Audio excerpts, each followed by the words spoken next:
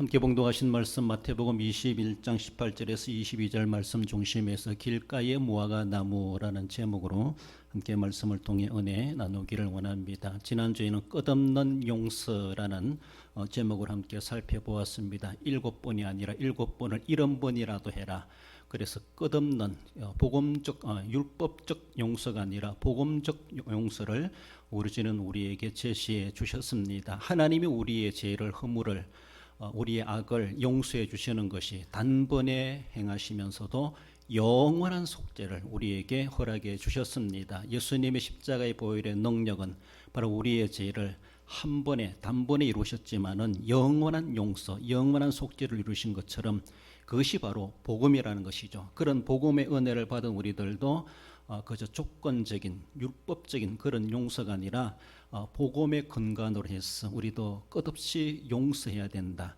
용서하고 안 하고 자유가 있는 것이 아니고 권리가 있는 것이 아니고 뭐가 있다라면은 용서할 책임밖에 없다. 우리는 생각하셔서 우리를 용서하신 하나님의 은혜를 우리가 입었다면 우리도 조건 없이 용서하는 자가 이긴다라고 생각하셔서 용서는 하나님이 우리에게 할 수 있도록 그렇게 주신 특권이다, 책임이다 생각하셔서 끝없이 용서하는 그런 삶을 우리가 해갈 수 있어야 됩니다. 그러게 될 때 하나님께서도 우리를 죄책감에 시달리게 하지 않으시고 우리의 죄를 용서하시겠다라고 말씀하십니다. 오늘은 길가의 무화과 나무를 우리 생각해 볼 때 길가에 서 있는 무화과 나무, 사실 그것은 예수님의 만난 나무이기도 하지만 또 의인화해서 이야기해 볼 때 오늘 예수님을 믿는 성도 우리 한 사람 한 사람 바로 나 자신을 가리킨다 생각하셔야 됩니다. 그래서 나를 보시는 우리 주님, 나를 만나주시는 주님, 그래서 잎이 무성한 무화과 나무를 들추시면서 주님은 찾으시는 것은 열매를 찾으셨다라는 것이죠. 그래서 주님께서 나에게 또 겉을 들춰내시고 속을 들여다보시면서 무엇을 주님은 찾고 계실까라고 생각할 때 주님이 찾으시는 것을 우리는 보여드릴 수 있어야 됩니다. 향기를 원하시면 향기를 풍겨드려야 되고 잎을 원하시면 잎을 보여드려야 되고 우리도 식물을 키우다 보면 잎을 보면은 열매가 어떨 것이다 어느 정도 조금 예상이 되지 않습니까? 잎도 무성해야 됩니다. 잎도 좋아야 됩니다. 그렇지 않습니까? 그러면서도 꽃도 좋아야 되고 더 나아가서는 예상한 대로 열매도 충실한 열매가 돼야 할 것이죠. 길가에 서 있는 무화과 나무, 바로 그것은 바로 나를 가리킨다, 나 자신을 가리킨다라고 생각하시되 오늘 본문에서 더욱이 또 깊은 의미를 주는 것은 겉과 속이 다른 무화과 나무였다라고 하는 것을 보여주고 있습니다. 겉은 참으로 찬란한데 속을 보니까 아무것도 얻을 것이 없는 열매가 없는 나무였다라고 하는 것을 보여주는데 겉과 속이 조화로우면 얼마나 좋겠습니까? 이왕이면 다 엉쳐말하고 그렇지 않습니까? 보기 좋은 떡이 맛도 있다 이렇게 말할 수 있는 것처럼 보기도 좋으면 좋고 맛도 있으면 얼마나 좋겠습니까?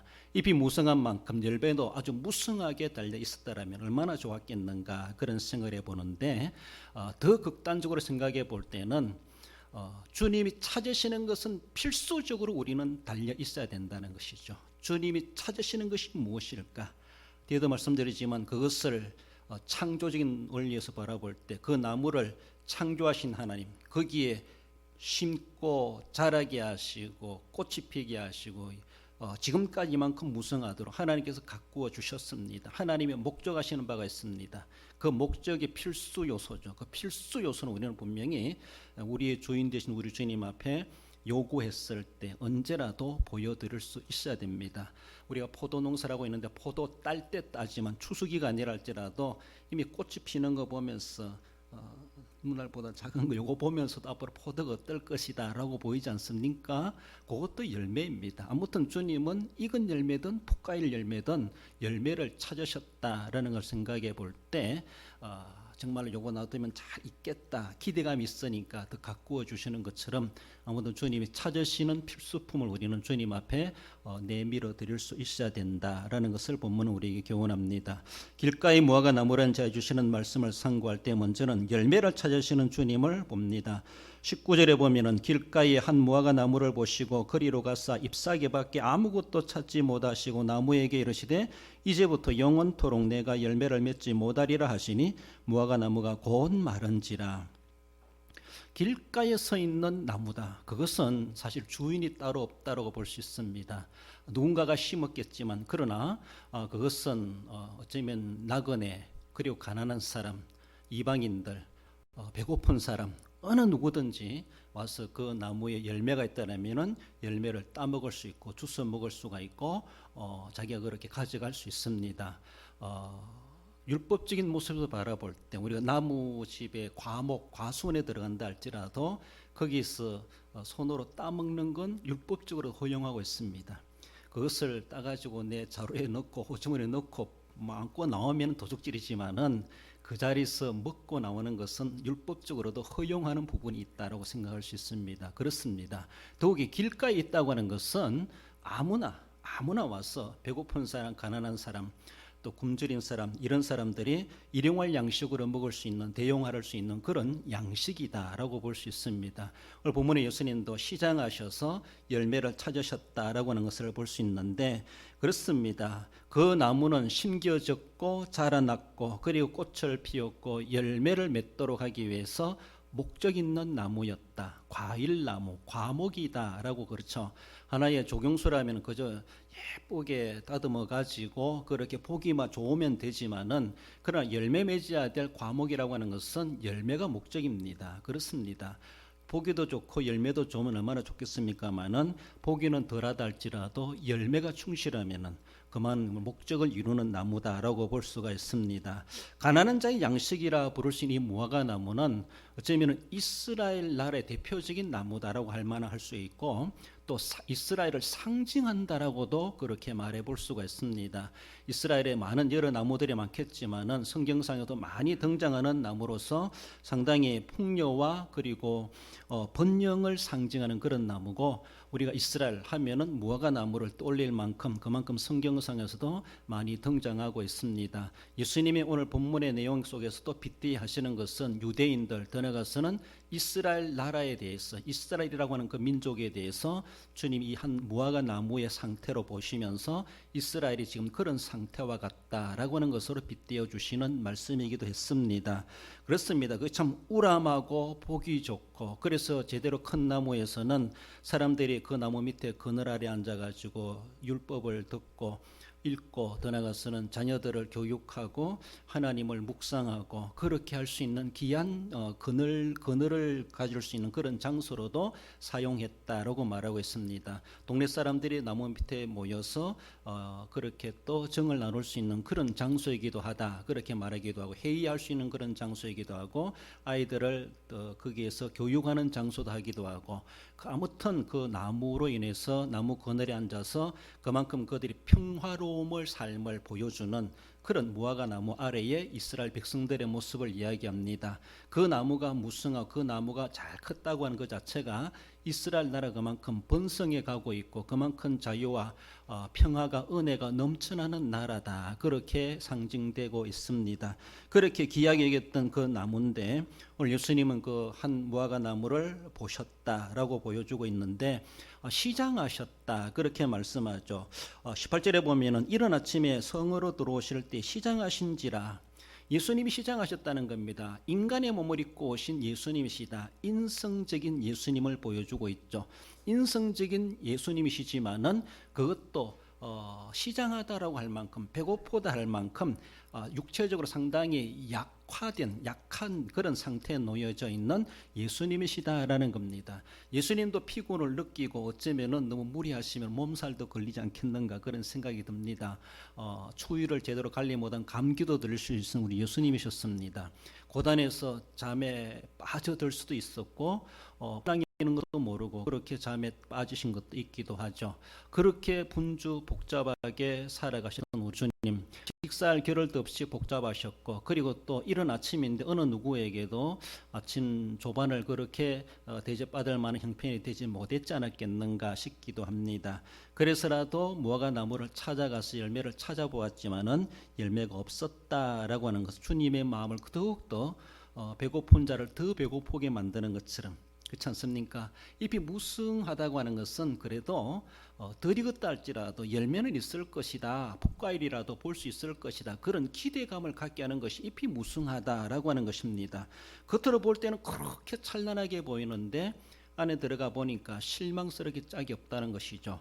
잎도 무성하지 못하고 나무가 조금 말라 비틀어져 있고 뭐 비실비실하게 보인다면은 뭐 저기 열매 있겠나라고 할 정도로 기대도 안 하는데, 기대를 가지고 갔는데 실망도 그만큼 컸었다라고 하는 것을 보여줍니다. 어쩌면은 마치 잎이 무성하다면은 나는 이렇게 능력 있고 믿음 좋고 은혜 가운데 살아간다, 막 이런 모습이기도 합니다. 하나의 당대의 유대인들의 영적 상태가 이런 모양새였다라고 하는 것을 빗대어 보여주고 있습니다. 예수님하고 어쩌면 유대 종교 지도자라고 계속해서 좀 부닥치는 그런 사항들이 많이 있기도 했죠. 그래서라도 예수님은 또 미움을 당하기도 하셨고, 그들은 권력을 가지고 있는 자들이다 보니까 자신들의 종교적 또한 그런 사회적 권력을 가지고 예수님을 억압하고 모함하고 또 예수님을 나중에는 결국은 죽이려고까지 또 죽이는 그런 일들까지도 벌여갔던 것을 볼 수 있습니다. 주님이 무엇인가 잘못한 것이 아니라 주님이 바른 말, 옳은 말, 좋은 말, 또 하나님의 말씀을 그렇게 선포하시는데도 하나님의 말씀에 그들은 정말로 엄숙하게 받아들여야 될 이들임에도 불구하고 도리어 예수님을 대적했던 것을 볼 수 있습니다. 볼 때에 그들은 정말로 종교적인 지도자여 거룩한 옷을 입고 다니고 그렇게 거룩하게 보이고 신성하게 보이지만 실제로 그 속은 들여다볼 때에 사실은 그들은 외식하는 자들이었다라고 하는 것, 하나님이 찾으시는 것은 없었다라는 것이죠. 우리가 일생 신앙생활 해오면서 사실 우리 주님이 우리에게 무엇인가 찾으시려고 했을 때에 우리는 추수기와 상관없이, 그렇지 않습니까? 조금 있으면 포도도 이제 싹이 나고 지금 막 큰 것도 봤는데 이제 알이 맺혀 보면은 그걸 보면서 충실하게 익은 과일도 우리가 내다보지 않습니까? 작은 것도 열매입니다. 딸 때 가서 열매만 있는 것이 아니죠. 지금 싹을 보면서 큰 열매를 우리는 예상할 수 있는 겁니다. 그런데 이런 싹도 보이지 않는다는 것이죠. 얼마나 실망스럽겠습니까? 잎은 잘 싹이 나가지고 컸는데 진작 열려야 될 열매가 보이지 않는다면은 추수기와 상관없이 초여름에도 보여야 되고 중여름에도 보여야 되고 또 가을에도 보여야 되는데, 익었을 땐 익은 열매로 보여야 되는데 싹이 날 땐 싹이 나는 열매로 보여야 되는, 안 보인다는 것이죠. 그리고 싹이 났으면 그것이 커가야 되고 이제 추수기가 되면은 맛있게 익어가야 되는데 익어가지 못하고 있을 때 그것도 어쩌면은 못쓸 열매나 다를 바가 없다라고 볼 수가 있습니다. 이렇게 예수님의 마음에 기대에 부풀게 했던 유대인들, 이스라엘이었고 선민이었고 또 무화과 나무였습니다. 그러나 정말로 주님을 그토록 실망스럽게 만들었던 동족 이스라엘 민족이었다. 그런 것은 무화과 나무였다라고 하는 것으로 표현해 줍니다. 결국 주님은 그 나무를 저주함으로 인해서 그 나무는 말라 죽게 되었다라고 하는 것을 말씀하죠. 무엇입니까? 결국 외식하는 자들, 하나님이 찾으시는 열매가 없는 사람은 찌그 불에 던지우리라. 주님은 그들에게 종말을 예고하고 임박한 심판이 임박했다라고 하는 것을 주님이 예고해 주시는 사건이다라는 것입니다. 누가복음 13장 7절에 보면은 내가 3년을 와서 이 무화과 나무에서 열매를 구하되 얻지 못하니 찍어버리려라, 어찌 땅만 버리게 하겠느냐라고 하시면서 그렇게 가꾸었음에도 불구하고 이제는 열매 맺겠지, 3년 동안이나 그렇게 기회를 줬지만은 열매가 없었을 때 결국은 땅만 차지하고 있는 그 나무를 찍어 불에 던지시겠다. 하나님이 그렇게 경고하시는 종말이요 심판이 임하고 있다라고 하는 것을 말씀하십니다. 우리가 그저 종교인으로 형식적으로 믿어갈 수가 없습니다. 입만 무성하게 신앙생활 할 수 없습니다. 주님이 찾으시는 것이 입이라면 우리는 괜찮았습니다. 그러나 주님은 잎보다도 열매를 찾으신다. 주님이 찾으시는 것이 무엇인가? 우리는 그것을 제공할 수 있어야 되죠. 길가에 서 있는 나무라는 것을 우리는 늘 지금 생각하셔야 됩니다. 나는 지금 길가에 서 있습니다. 좋은 정원에 서 있는 나무가 아닙니다. 길가에 서 있다고 하는 것은 무엇입니까? 앞에서 말씀드린 것처럼 누구든지 와가지고 나의 도움을 받을, 거꾸로 하면 나는 누구에게든지 도움을 주는 자가 되어야 된다는 것이죠. 그 사람들에게 도움을 받기 위해서 길가에 서 있는 것이 아니라 내가 길가에 서 있는다고 하는 것은 지나가는 알지 못하는 나그네라 할지라도 내가 그에게 그늘을 제공하고 열매를 제공하고 안식을 제공하고 그들의 필요를 채워주는 자로서 이것이 바로 무화과 나무가 해야 될 역할이라는 것입니다. 그러면서도 열매가 있으면 얼마나 좋겠습니까? 우리는 길가에 서 있는 나무이고 길가에 서 있다라면 나만을 위해서 존재하고 살아가는 자들이 아니라 우리는 세상 사람들에게 유익한 존재로 그 자리에 서 있어야 되고 그리스도인으로 살아가야 한다는 겁니다. 궁극적으로는 열매를 제공할 수 있어야 되지만 그늘이라도 제공할 수 있어야 되고 그들에게 정말로 거기 와서 오손도손 모여 앉을 수 있는 그런 자리라도 만들어줄 수 있어야 되고 날아가는 날짐승이라도 와서 거기에 깃들을 수 있는 그런 모습들이 되어야 된다는 것이죠. 내가 도움을 받기 위해서 그곳에 서 있는 무화과 나무가 아니라 우리는 남들에게 유익을 주기 위해서 길가에 서 있는 또 한 무화과 나무다.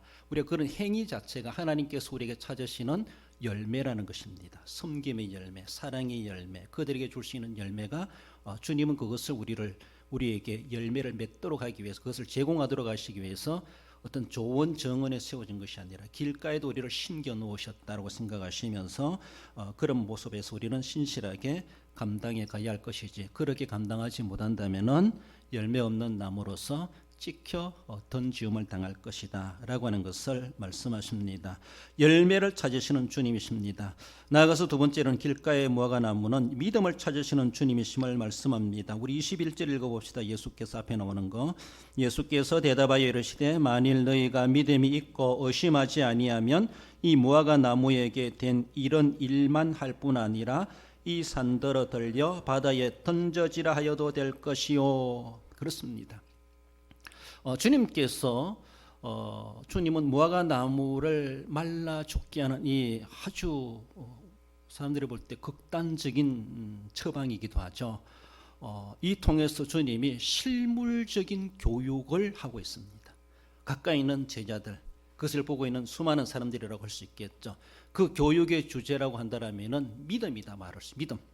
믿음이란 주제를 가지고 주님이 실제적으로 많은 말씀을 하시기보다는 한 무화과 나무의 사건을 통해서 실제적으로 그들에게 보여주면서 주님은 믿음이란 주제를 그들에게 실물 교육을 하고 있다 이렇게 말해볼 수가 있습니다. 그 교육의 주제는 믿음이라는 것이죠. 예수님이 이렇게 하실 수 있는 것은 창조주의 능력이겠지만은 우리 주님 이후에도 말씀하시지만은 너희들도 그렇게 할 수 있다. 어떤 사람? 너희들이 어떤 사람이에요?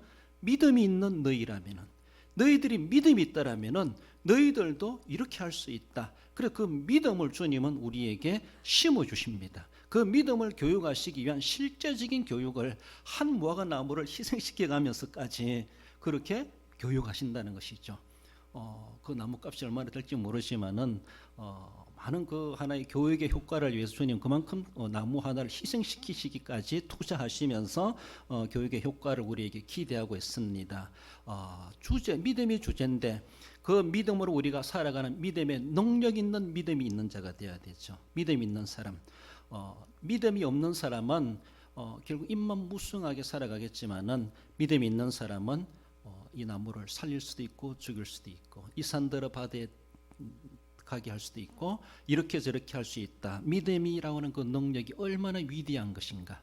우리가 교회를 섬기고 하나님 나라를 섬기고 복음을 위해서 섬기는 그런 삶 속에서 믿음으로 해야 된다는 것을 말씀합니다. 믿음의 능력이라는 것은 세상에 감당할 수 없는 세상 사람이 어떻게 흉내낼 수 없는 그런 능력을 하나님의 능력이죠. 그 능력이 우리에게 임하는 것이죠. 그 믿음의 능력을 가지고 우리는 하나님을 섬겨가야 할 것을 말씀합니다. 기도도 마찬가지라는 것이죠. 기도도 믿음을 가지고 기도해야 된다는 것이죠. 기도했으면 의심하지 말고 믿으라는 것이죠. 기도의 결과는 응답이라 말할 수가 있죠. 그래서 그 응답의 실제적인 비결은 너가 믿고 있느냐, 믿음으로 기도했느냐, 그 기도한 것을 또 믿고 있느냐. 우리 주님은 그것을 말씀하십니다. 믿음이란 능력은 그만큼 위대하시다라고 하는 것을 말씀합니다. 우리가 무엇을 하든지 믿음으로 해야 돼요. 기도를 하든지 예배를 하든지 섬김을 하든지 어떤 위원으로서 담당을 하든지 마찬가지라는 것입니다. 우리가 성도들이 믿는 사람 중에서 우리 믿는 사람으로서 믿음이란 말 빼면은 말이 됩니까? 모든 분야 우리는 믿음이란 말을 다 섞어서 말할 수 있습니다. 우리 믿음 빼면은 아무것도 아니다라고 말할 수 있습니다. 그러면서도 우리는 또 제대로 믿음으로 행하지 못할 때가 얼마나 많습니까? 가장 또 부담스러운 말은 믿음대로 하세요 이 말입니다. 여러분들 믿음대로 하세요. 예배를 하시든지 찬송을 하든지 헌금을 하시든지 11조를 하시든지 주일을 지키든지 여러분들 믿음대로 하세요. 믿음대로. 친구 목사님이 전에 버스를 가지고 있었는데 버스를 사용했어요. 사용료 얼마 줘야 되는 거예요? 믿음대로 줘. 믿음대로 달라는 거예요. 얼마나 줘야 되는 거예요? 그래서 일반적인 관광업체가 하는 그 수준으로 줄 수밖에 없었겠지만은 뭐 안 줘도 그만이라는 거예요. 뭐 얼마나 배짱인지 안 줘도 그만이니까 믿음만큼만 달라는 거예요. 믿음만큼만. 부담스러운 소리 그렇습니다. 우리 주님께서 우리에게 너 믿음만큼만 해라 이러면 얼마큼 하실 거예요. 믿음대로만 해라라고 하신다면은 얼마나 부담스럽겠습니까? 내 행동이 내 믿음을 증명하고 있습니다. 내가 하는 그것이 나는 이런 사람입니다. 주님, 난 이런 사람입니다. 이만큼 되는 사람입니다. 요거밖에 안 되는 사람입니다. 자기가 자기를 증명하는 겁니다. 이미 이거는 자백하는 거나 똑같고 이거는 자기가 정인 서는 거나 똑같습니다. 그러니까 믿음이라는 것이 얼마나 우리는 꼭 필요하면서도 믿음이 우리를 얼마나 부담스럽게 만드는지. 그렇지만 그 믿음 때문에 우리가 억압당하기보다 믿음 안에서 믿음으로 우리는 자유함을 누려야 됩니다. 그 믿음은 내가 만들어낸 믿음이 아니라 하나님이 주시는 선물이고 하나님의 은혜입니다. 그러므로 그 믿음으로 우리가 죄인이 의인이 되고 지옥에서 천국이 되고 멸망에서 영생으로 바뀌는 놀라운 역사가 그것이 믿음의 능력이 아닙니까? 그 능력을 우리는 이미 받았습니다. 그 믿음의 이미 DNA, 그런 구원의 DNA, 지옥에서 천국으로 바뀌는 믿음이라고 하는 이러한 성분을 우리 이미 다 받고 내재하고 있습니다. 그러므로 주님은 너 속에는 그 믿음으로 해라. 믿음만큼 해라. 믿음대로 해라. 주님 주신 믿음이 요거밖에 아닙니까? 주님은 이만큼 주셨는데 우리는 요거밖에 지금 제대로 사용 못하고 있는 것은 아닌가? 우리는 생각해 보아야 할 것입니다. 앞서간 믿음의 선조들 또 이스라엘 역사로 통해서 바라볼 때 정말로 자랑할 만한 그런 사건이나 인물들 보면은 그들의 모든 삶 속에서는 믿음이 전제되었다라고 볼 수 있습니다. 믿음으로 홍해를 건너지 않습니까? 믿음으로 아말렉과 싸우지 않습니까? 믿음으로 가라. 무슨 무기가 있고 군대가 있고 싸울 줄 알아서 가는 것이 아니라는 것이죠. 하나님 믿고 가는 겁니다. 하나님 믿고. 그렇습니다. 하나님 믿고 율법대로 계명을 순종하는 겁니다. 순종하니까 들어가도 나가도 복을 받더라는 것이죠. 믿음으로 여리고성을 돌고 돌아라. 그래서 믿었습니다. 믿음으로 하니까 하나님이 믿음의 능력을 역사해 주시고 보여주신다는 것이죠. 제사장들이 법궤를 메고 요단강이 딱 들어서니까 말씀대로 믿음으로 순종하니까 요단강이 갈라지지 않습니까? 온 백성들이 건너기까지 요단강 물이 갈려져 가지고 그들이 가나안 땅에 첫 발을 들이는 그런 모습도 볼 수가 있습니다. 믿음이라고 하는 것이 이미 얼마나 귀한 것인지 몰라요. 예수님께서 우리를 위해 십자가에 달려 돌아가시고 피 흘려 고난당하신 그 모든 것들, 구속의 사건, 십자가의 사건, 그리고 부활의 사건, 그 모든 것들은 우리에게 믿음을 확정해 주시는 사건입니다. 그 믿음이 덜 된 것이 아니고 양이 부족한 것이 아니고 능력이 약화된 것도 아니고 미완성된 그런 믿음도 아니고 완벽한 믿음을 우리에게 다 주셨습니다. 그러니까 죽음도 극복하는 믿음이라는 것이죠. 그 믿음을 이미 예수님의 구속의 사건을 통해서 우리에게 완벽하게 다 심어주셨습니다. 어쩌면 우리 속에 이미 다 내재하고 있다라고 볼 수가 있습니다. 그래서 우리가 사용할 줄 알아야 된다는, 사용할 줄 알아야 된다. 그러니까 우리는 믿음으로 사용하는 겁니다. 믿음으로 나갈 때 하나님께서 그 믿음을 보시고 우리를 사용하시고 역사하신다는 것이죠. 믿음이 능력이고 믿음이 기적이고 믿음이 우리의 뜻을, 하나님의 뜻을 이루어내는 목적을 달성하게 하신다는 것을 우리는 볼 수가 있습니다. 앞에 이스라엘 역사를 통해서도 쭉 하나님의 역사하신 것들이 다 믿음을 앞세워 나갔던 사람들을 통해서 하나님이 그것을 이루어 가셨습니다. 22절에 너희가 기도할 때 무엇이든지 믿고 구하는 것은 다 받으리라 하시니라. 믿고 구해라. 또 구해놓고도 믿으라 라는 것이죠. 앞에서도 믿음, 구해놓고도 믿음, 구해놓고 뒤에 가서도 믿음. 그러니까 우리는 믿음으로 시작해서 믿음으로 마치는 것. 그래서 우리는 믿음 빼면은 아무것도 아니다라고 볼 수 있습니다. 하나님께서, 예수님께서는 무화과나무에서 열매를 찾으셨다라면은 성도 우리들을 향하여서 주님은 찾으시는 것은 믿음입니다. 너희들의 믿음이 어디 있느냐? 그 믿음을 보자. 주님 그것을 찾으시는 것이죠. 마가복음 11장 24절에 오늘 본문의 배경을 마가복음에서 이렇게 이야기합니다. 그러므로 내가 너희에게 말하노니 무엇이든지 기도하고 구하는 것은 받은 줄로 믿어라. 그리하면 너희에게 그대로 되리라. 기도하기 전에도 믿음으로 기도하고, 기도하고 나서도 이 받았다라는 의미를 가지고 받고 나서도, 기도하고 나서도 의심하지 말고 잠잠히 기다리라는 것이죠. 믿음으로 기다리라는 것이죠. 우리 주님께서 이미 다 이루어 주셨다라는 그런 의미로 가지고 받아들여야 될 것을 말씀합니다. 믿음이 관건이고 믿음이 문제다라는 것이죠. 사실 우리가 쉬운 말로 제가 믿음이 없어가지고, 이건 겸손한 소리인지 모르지만은 큰일 날 소리입니다. 믿음이 없다는 거지. 지금까지 믿음이 없으면 어떡하자는 겁니까? 겸손한 말씀인 줄은 이해되지만은 그 말 함부로 하다가는 정말 큰일 날 소리다라고 싶어요. 믿음이 없다라고 하는 것은 그러면 난 불신자고 난 주님을 확신하지 못한다는 거예요. 물론 구원받는 믿음과 생활의 믿음이 좀 비교되어 구분이 될 필요가 있겠지만은, 그러니까 믿음이 없는 것은 겸손도 아니고 자랑거리도 아닙니다. 부끄러운 것이고 회개거리다라고 볼 수 있습니다. 겸손한 표현으로 말씀하실지 모르지만은 그런 말도 함부로 할 수 없겠다 싶기도 합니다. 믿음이 크다고 자랑할 것도 아니지만은 또 뽐낼 것도 아니고 남들보다 더 낫다고 비교적으로 자랑할 것도 아니지만은 늘 우리는 믿음에 대해서 갈망하는 심정, 믿음에 굶주린 심정 가지고 더 믿음을 키워가려고 몸부림치는 그런 모습이 되어야 되고, 어떤 일이 있어가지고 예를 들어 어떤 일을 좀 맡으세요 했을 때 제가 믿음이 없어가지고 라기보다 제가 부족하지만 믿음으로 해보겠습니다. 이런 자세. 어떤 분이 그래요. 믿음은 긍정이 아니다. 믿음은 확신이다. 이렇게 말하더라고요. 믿음은 해보겠다는 것이, 하는 것이 믿음이란, 하는 것이. 그러니까 긍정보다가 더 큰 것은 확신이다. 이렇게 말할 수 있어요. 그래서 믿음은 긍정도 아니라는 것이죠. 긍정적인 성격을 가지고 있는 믿음이지만은 믿음은 속성만 가지고 안 돼. 실제적으로 해야 돼. 실제적으로 믿음의 확신을 가지고 있어야 돼. 이것이 진짜 믿음이라는 것이죠. 믿음이 문제라는 것이죠. 믿음이 문제라. 믿음만 해결되면은 모든 것이 만사 형통이다 라고 말할 수가 있죠. 누가복음 8장 25절에 주님이 제자들에게 이르시되 너희 믿음이 어디 있느냐 하시니, 풍랑이는 바다, 제자들은 두려워하고 무서워했을 때에 예수님이 잔잔케 하시고, 그러니까 너희 믿음이 어디 있느냐, 풍랑인다고 해서 내가 같이 있는데 믿음이 없나?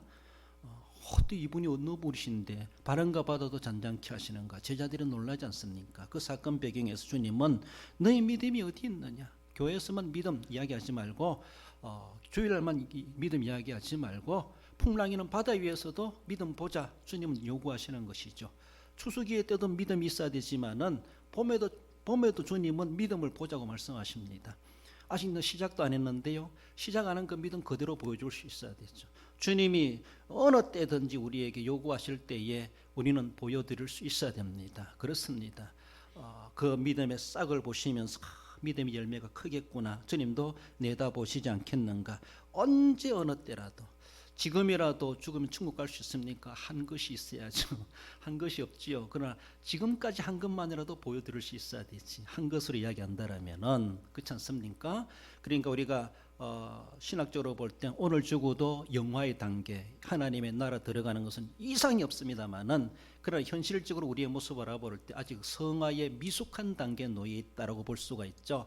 그러니까 늘 성화되어져 가고, 오늘 이런 풋과일 같은 이거 아무 맛도 없는 거, 뜰벌만 나는 이거 가지고 못하겠나 싶지만은, 지금이라도 주님이 딱 따신다면은 빨갛고 노랗게 아주 색깔 좋게 예쁜 모습으로 하나님 나라 들어가는 것은 기정사실입니다. 그렇지만은 주님이 얻으시려고 했을 때에 정말로 주님 앞에 향기를 바르고 만나는 모습으로 주님 앞에 안겨드릴 수 있는 그런 우리의 모습들이 되어야 되고, 주님이 원하시면은 이 모습이라도 이제라도 드리겠습니다. 내 젊음이라도 주님 앞에 바쳐드리겠습니다. 우리는 늘 그래서 믿음을 위해서 기도할 필요가 있습니다. 늘 기도한다 하지 않습니까? 하나님, 우리 성도들 큰 믿음 주세요. 믿음이 많아지게 해주세요. 믿음이 좋아지게 해주세요. 믿음이 강해지게 해주세요. 그렇죠? 믿음이 강하다, 믿음이 좋다, 믿음이 많다, 믿음이 크다, 우리가 쉽게 말하지 않습니까? 그 사람 믿음 커요, 믿음 좋아요, 믿음 참 강해요, 믿음이 많아요, 이렇게 말하죠. 남이 아니라 내가 그런 주님 앞에 그런 사람으로 인정이 돼야 되죠. 인정이 돼야 됩니다. 지난 주일날 설교 제목이 뭔지 기억나세요? 장벽, 극복해야 될 장벽. 그래서 저는 기도합니다. 하나님, 오늘 새벽에도 그런 기도했습니다. 우리 하나님, 오늘 오신 분들 한 분 한 분 이름 불러 하나님, 우리 근사님 장벽을 극복하는 믿음을 주옵소서. 바로의 건세의 장벽도 극복하고, 홍해의 건세도 홍해의 장벽도 극복하고, 여리고의 장벽도 극복하게 해주세요. 그렇게 기도합니다. 그게 또 한편에서 믿음이죠. 믿음으로 극복했습니다. 앞서간 믿음의 선조들. 그래서 여러분들 주일을 주셨던 말씀을 가지고 일주일 동안 기도하십시오. 하나님, 이게 내 기도 제목이구나. 기도하세요. 그래서 모세가 장성했다 그랬죠. 하나님, 우리 권사님, 우리 장로님 장성한 자 되게 해주세요. 장성한 자답게 살아가는 장성한 자입니다. 키가 크고 오래 믿었다고 장성한 것이 아니라 정말로 장성했어. 정체성을 확인해. 내가 누구고 어떻게 살아가야 될지 알았어. 어떻게 사는 게 정말로 하늘의 상급을 받는 삶인지를 모세 알았지 않습니까? 그것이 장성한 자의 분별이고 선택이고 결정이고 행동이고 삶이었습니다. 그리스도와 함께 고난받기를 마다하지 않는, 그렇게 할 수 있는 사람은 아무나 할 수 있는 게 아닙니다. 장성한 자가 할 수 있는 겁니다. 극복할 수 있는 사람은 믿음이 크기 때문에 극복할 수 있습니다. 그런 믿음, 우리 주님 오늘 우리에게 찾으시는 것이죠. 풍랑이는 바다 위에서 제자들에게, 주님, 그때도 주님은 네 믿음 어디 있느냐 주님은 물으시는 거예요. 내가 그렇게 분주하고 바쁘고 주님 생각할 여가도 없는 그 순간에도 주님은 갑자기 나타나가지고 근데 믿음 보자 하면은 당신이 누구예요? 이렇게 하지 말고 보여드릴 수 있어야 됩니다.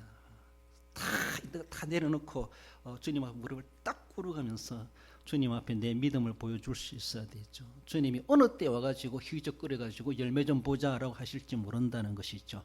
내가 잠잘 때도 없고 바쁠 때도 없고 내가 아무 생각하지 않고 있을 때도 오셔가지고 믿음 좀 보자라고 하시면서 가지를 펼쳐보실 수 있다는 사실을 우리는 생각하며, 너희 믿음이 어디 있느냐, 어느 순간이든 우리는 믿음을 보여드릴 수 있어야 됩니다. 그렇습니다.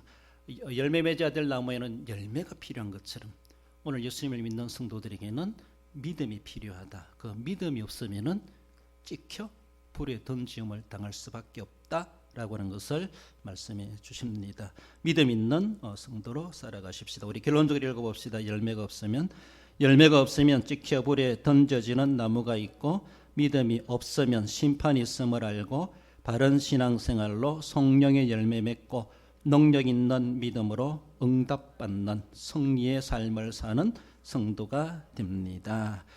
그렇습니다. 주님이 찾으시는, 오늘도 믿음을 찾으시는 주님, 말세의 믿음을 찾으시는 주님, 믿음을 보자 했을 때에 그 믿음의 열매를 주님 앞에 부끄럼 없이 내밀어 보여드릴 수 있는, 그래서 응답받고 승리 생활에 가시는 우리 성도 여러분들 되시기를 주님의 이름으로 축원드립니다. 기도하십시다. 주신 말씀 기억하며, 주님, 나도 하나의 길가에 서 있는 무화과 나무인 줄 믿습니다. 나를 위해서 있는 것이 아니라 나그네를 위해서, 가난한 자를 위해서, 굶주린 자를 위해서, 저들의 필요를 채워주기 위해서 그 자리에 나를 세워준 줄 믿습니다. 또 굶주리신 시장하신 주님이 어느 순간이라도 찾으셨을 때에 찾으시는 그것을 주님이 기대하신 바대로 거기에 심으시고 자라게 하셨사오니, 하나님 지금 어제 베풀어 주었사오니 주님의 찾으시는 것을 내가 보여드릴 수 있는 그런 믿음의 사람, 주님 앞에 칭찬받는 또 한 사람의 하나의 무화과 나무처럼 주님 앞에 인정받는, 그래서 하나님 앞에 또 승리의 삶을 은혜 받아 살아갈 수 있는 자 되게 해달라고 주신 말씀 기억하며 우리 함께 기도하십시다. 우리 하나님 아버지, 은혜를 감사드립니다. 길가에 신 한 무화과 나무를 만나신 주님, 열매를 찾으셨지만 열매가 없었다 말씀하시고 영원히 열매를 맺지 못하리라, 그래서 그 나무는 말라 죽었다라고 하는 것을 보여주고 있습니다. 하나님 아버지, 무화과 나무에 열매가 있어야 됐던 것처럼 오늘도 믿는 선택받은 하나님의 백성들 나에게 주님은 믿음을 찾으시는 줄 믿습니다. 어느 순간 어느 때라도 주님이 찾으시는 믿음을 보여드릴 수 있게 하시고 주님이 원하시는 만큼 그 열매를 안겨드릴 수 있기에 합당한 자 될 수 있도록 우리 하나님 도와주옵소서. 내게 믿음을 더하시고 믿음이 많아지게 하시고 믿음이 커지게 하시고 믿음이 좋아지게 하시고 믿음이 강해지게 하시고 어떤 역경 가운데서도 그 믿음으로 극복하고 이겨낼 수 있는 능력자가 되게 하시고 믿음이 만사 영통의 비결이 됨을 믿습니다. 믿음으로 응답받고 믿음으로 승리함을 믿사오니 하나님의 그 믿음 내게도 허락하시고 믿음으로 주님을 기쁘시게 하며 쓰이게 도와주시려 나오며 예수님의 이름으로 감사하며 기도하옵나이다. 우리 주일날 주었던 말씀처럼 우리 극복해 내야 될 장벽이 있다고 하는 사실, 우리가 나라와 정부와 위정자들 탓하기보다 과연 나는 그런 환경 가운데서 어떻게 정말로 믿음으로 극복하고 있는가. 하나님, 이런 열악한 환경 가운데 내가 믿음으로 극복하게 하시고 코로나 탓하지 말게 하시고 세상 탓하지 말게 하시고 불신자들 탓하지 말게 하시고 마귀 탓하지 말게 해주시고 어떤 권세 앞에서도 굴하지 않는 믿음으로 극복하게 하시고 홍해에서도 극복하게 하시고 여리고 도성이 있다 할지라도 극복하게 하시고 인생의 말년에 어려움 속에 지치고 어려운 가운데 있다 할지라도 오직 믿음으로 내가 승리하여 극복해가는 자 되게 해달라고 주신 말씀 기억하시고 나의 하나님이여 나의 하나님이여 부르짖었던 것처럼 오늘 우리는 우리의 하나님을 부르짖고 신앙을 고백하고 주님의 고난에 참여해가는 우리 자신들 되기 위해서 주일날 주었던 말씀을 기억하며 한 번 더 기도하십시다. 우리 하나님 아버지 은혜를 감사드립니다. 극복해내야 될 장벽이 있다고 하는 것을 말씀합니다. 오해를 받고 모함을 받고 어림이 있다 할지라도 하나님께서 모세를 통하여서 이스라엘 백성을 출애굽게 하신 하나님, 바로를 두려워하지 않게 하신 하나님, 홍해가 있다 할지라도 배신하지 아니하고 우리 하나님을 믿고 잠잠히 믿고 나아갔을 때 바다라도 갈라서 건너가게 하신 우리 하나님, 참으로 난공불락 같은 여리고성이 있다 할지라도 말씀으로 믿음으로 순종했을 때 하나님 그 도성이 무너지게 하시고 승리를 거두게 하셨습니다. 극복해내야 될 하나님의 아버지 귀한 장벽이라는 것을 기억하게 하시고 장벽보다 크신 하나님을 신뢰하게 하시고 배후의 역사하신 하나님을 믿고 믿음으로 나아갈 수 있도록 그 믿음의 능력으로 역사해 주시길 원합니다. 나의 하나님 되신 우리 주님, 믿음의 믿음을 도와주시고 날마다 신앙을 고백하며 주님의 권에 참여하게 부족하지 않도록 도우시고 인도해 주시려 나오며 예수님의 이름으로 기도 올려옵나이다. 우리 대한민국을 위해서, 우리 선교사님들을 위해서, 선교 사업을 위해서, 우리 연로하신 어르신들, 질고리 어려움당하는 성도들을 위해서, 출타객지 사방에 흩어져 있는 대항해 건속도를 위해서, 우리 구역과 부서와 기관과 주일학교와 또 교사 헌신 예배를 위해서, 우리 전도 대상자들을 위해서, 이웃 주민 보고마를 위해서, 김천대대와 군 보고마를 위해서 우리 전체적으로 한 번 더 기도하십시다. 우리 하나님 아버지 은혜를 감사드립니다. 우리 여러 기관을 세우시고 부서를 세우고 구역을 세우시고 하나님 일꾼들을 세우심을 감사드립니다. 세우신 하나님 목적대로 정체성을 확립하며 그 귀한 사역들을 감당하게 하시고 열매 맺는 귀한 기관들 되게 하시고 일철장 봉승장에 갈 수 있도록 우리 하나님 도와주시길 원합니다. 또 우리 주일학교 우리 청년들을 기억하여 주시고 차세대 일꾼들을 양성해내는 하나님의 교회가 되게 하시고 비전이 있고 꿈이 있고 장래가 있는 주님 교회가 될 수 있도록 우리 하나님 그런 일꾼들을 보내어 주시기를 원합니다.